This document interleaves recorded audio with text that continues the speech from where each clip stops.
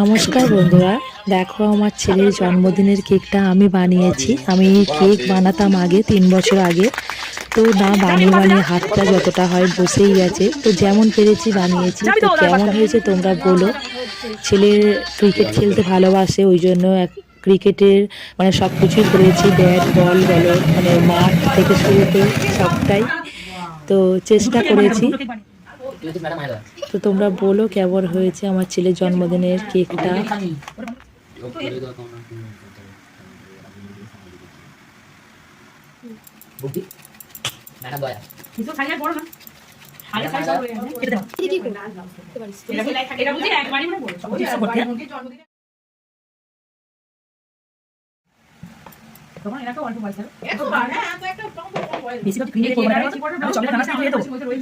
নতুন আছে এখন আমার একটা আছে জামদানি তারপরে আমি চাঁদেরি ব্লাউজ হলো ওরা সবুজ লাল সবাই